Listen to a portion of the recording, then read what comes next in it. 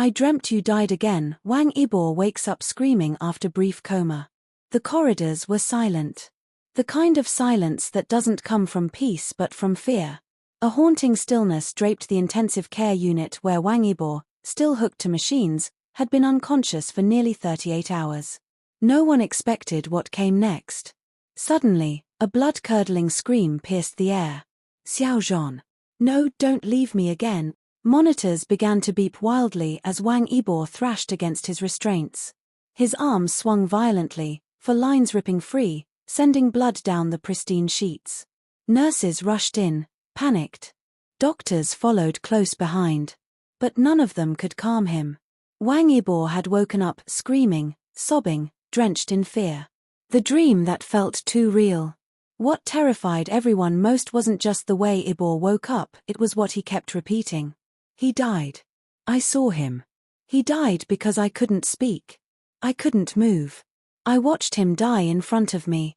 Doctors tried to sedate him again, but his blood pressure was skyrocketing, his heart rate erratic. It took nearly 6 medical staff to restrain him while a new sedative was injected. Just before he slipped back into a medicated haze, he murmured one last line that left the room ice cold. Tell him. I didn't mean to die first. Xiao Jean rushes back. 10 minutes later, Xiao Jean arrived at the hospital, barefoot, breathless, and wearing the same hoodie he'd been crying into for days. A call from the nurse had shattered his midnight isolation. His eyes were swollen, his voice hoarse. He pushed past security, sprinting into the ICU, yelling, "Where is he? Where's Yibo? Let me see him." When they finally let him into the room, Xiao Jean froze at the sight. Wang Yibo was pale, strapped down, eyes fluttering, muttering his name. "Jean. I lost you again. I tried to wake up. I couldn't move. You were bleeding." Tears rolled down Xiao Jean's cheeks before he even realized it. He dropped to his knees beside the bed, holding Yibo's hand. "I'm right here," he whispered. "You didn't lose me." But Yibo couldn't hear him, not fully. He was in that hazy space between nightmare and sedation. What he'd seen still had its claws in him. The psychological aftershock. Hours later, doctors delivered a chilling update. Wang Yibo had experienced something called locked-in coma dreaming, where the mind remains active while the body is paralyzed, trapping the person inside a vivid dream that feels entirely real. And in that dream, Xiao Jean died over and over. He said Xiao Jean was shot on set, bled out beside him, and he couldn't scream for help. He said it was his fault, a nurse revealed. The trauma of that vision had physically shocked Yibo's nervous system upon waking, triggering the violent reaction. What the medical team didn't know, and what the public never saw, was that this wasn't the first time Wang Yibo dreamt of losing Xiao Jean. In fact, it had become a cycle. Flashback to the first collapse. Months ago, the world watched Xiao Jean scream for help as Wang Yibo collapsed mid-set. That video went viral, the panic, the chaos, the silence that followed. But what happened after that was never made public. During that hospital stay, Wang Yibo wrote a single sentence in a notebook, over and over. "If he dies first, I don't want to wake up." No one understood what it meant at the time. Now they did. The security footage that changed everything. Hours after his second collapse, a security guard leaked footage from a private monitoring camera in Yibo's room. In it, during a brief window between sedation and unconsciousness, Yibo reached out to a hallucination of Xiao Jean, crying, apologizing, trying to touch what wasn't there. "I'm sorry for letting go.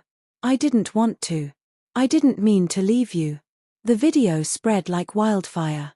Fans were heartbroken. Critics were silent. Even media outlets who once mocked their closeness had to admit this wasn't about drama anymore. This was something deeper. Something real.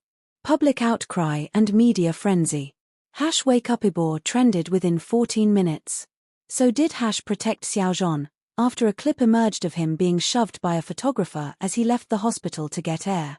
In a shocking turn, Xiao Jean's manager made a rare statement. He hasn't eaten in 2 days. He refuses to leave the hospital. He blames himself.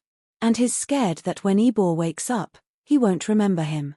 Suddenly, The public's focus shifted from sympathy to rage, towards the industry, towards the media, and even toward those responsible for forcing them apart months before. The note taped to the hospital wall. On day 3 after the incident, someone taped a handwritten note to the ICU door. No one saw who did it. But it was written in Xiao Jean's handwriting, in faint ink, trembling letters.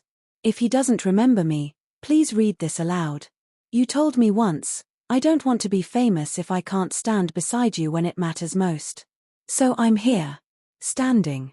Even if it kills me. Staff didn't take the note down. They left it up.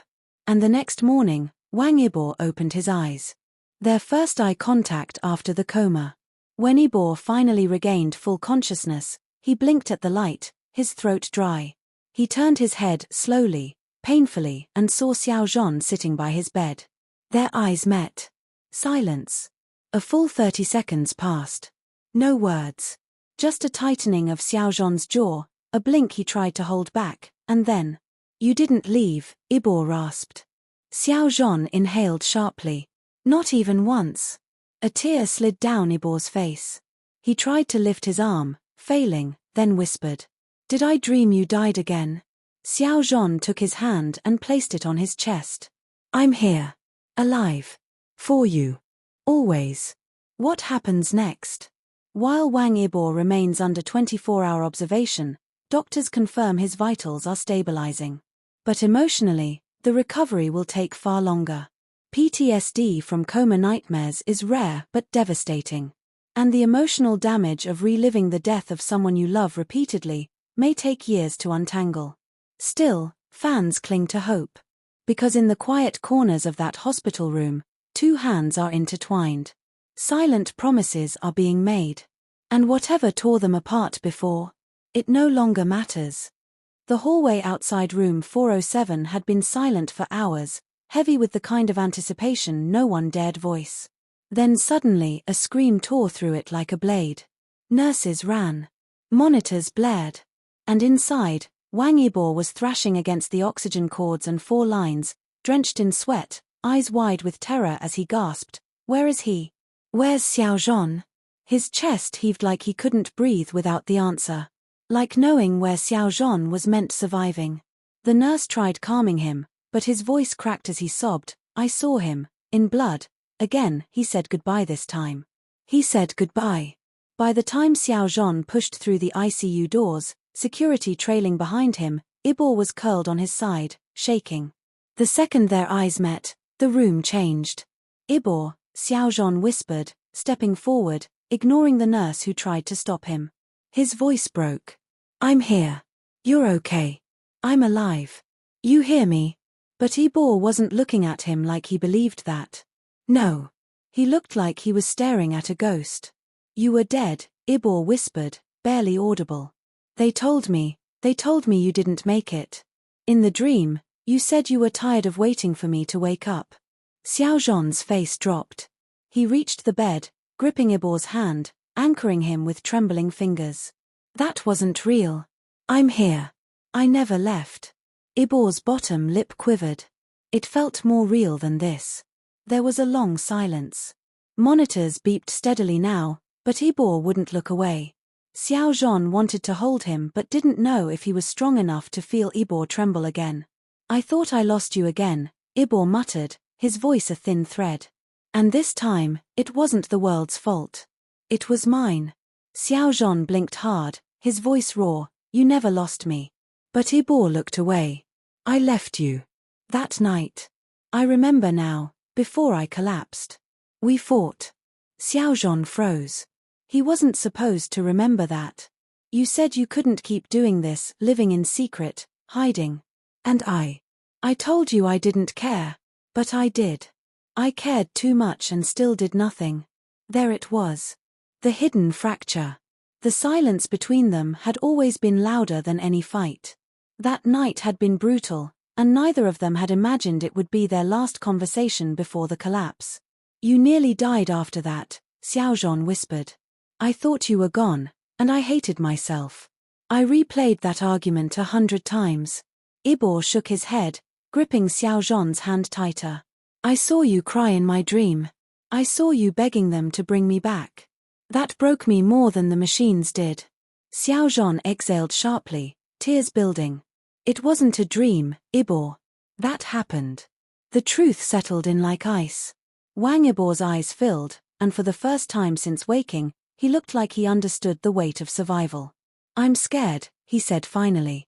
Not of dying, but of waking up one day, and finding out I imagined everything about us. Xiao Jean leaned in, his forehead pressing against Yibo's, voice shaking. Then let me remind you, every damn day, that this is real. That I love you. That you fought your way back to me. The monitor picked up his words in steady heartbeats. Outside, paparazzi cameras clicked like vultures circling the glass, but inside, everything else had stopped. Just the two of them. Breathing. Together. Then, slowly, Yibo whispered, "Don't let me sleep again. Not tonight." Xiao Jean climbed onto the edge of the bed, careful of the wires, wrapping an arm gently around him. "Then I won't." And in that moment, the hospital walls faded. The noise, the fear, the cameras, none of it mattered. Because finally, in the quiet aftermath of panic, they chose not to run. Not to hide. Just to stay. Together.